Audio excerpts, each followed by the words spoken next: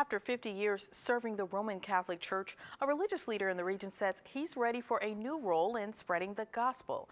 The Most Reverend Dale Melczek's resignation letter was accepted by Pope Francis last month in accordance with church law requiring retirement by age 75. The Pope appointed Donald J. Hying as Bishop of Gary, Indiana in November. I recently sat down with the Bishop Emeritus to look back on his life and find out why he says his calling to serve just won't quit.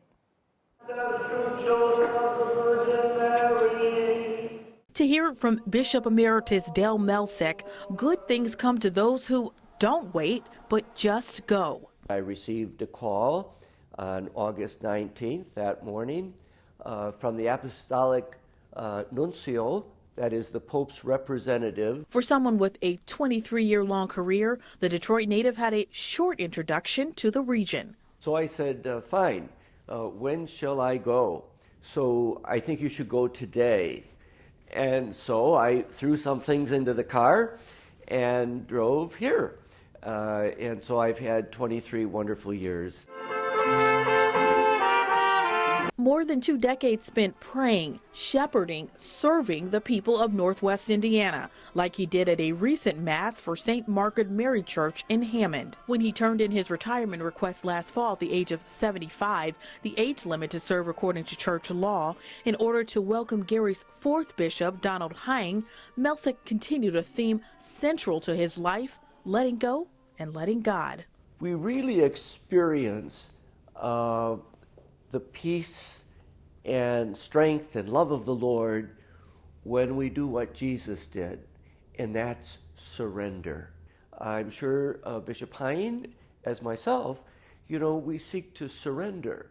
I would suspect that Bishop Hying feels pretty much like I did back in 1992. He speaks fondly of 1992, the year Pope John Paul II appointed him to serve in Gary. Peace be with you. And even of the time he met the Holy Father during a papal visit to Detroit in 1987. Melczek was tapped to organize the event. He's a very profound prayer and thinker. He has people right in the palms of his hands listening to him. He really ingratiates people to him. During his career, he says he's focused on seeing the concerns of his congregation as opportunities, not obstacles. While we have many advantages here in Northwest Indiana, we have poverty, we have violence, we have many children born out of wedlock, we have dope, we have racism. Some of the work he says he's most proud of includes pastoral papers he wrote celebrating the region's diversity and parish-based discussions confronting racism. We spent 3 years as a diocese focusing on racism, helping our people to recognize that every person is created in the image and likeness of God.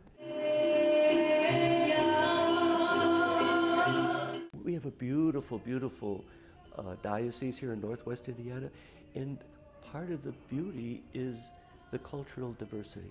He says he was called to lead others after 8th grade. I'm what they call a lifer. We don't have very many of us anymore. He joined the seminary at age 12 and was ordained to the priesthood in the 60s. He says celebrating Mass is a favorite duty. At the service for the members of St. Margaret Mary, parishioners stood to their feet for the one they've knelt with for years. We're just going to miss him. It seems like yesterday.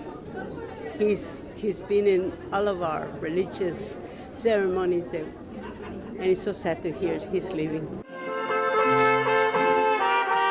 And if you think he's sad to move on, there's that carefree creed once more, putting his faith in the unforeseen. Because I want to surrender to God's will, my plan is not to have a plan.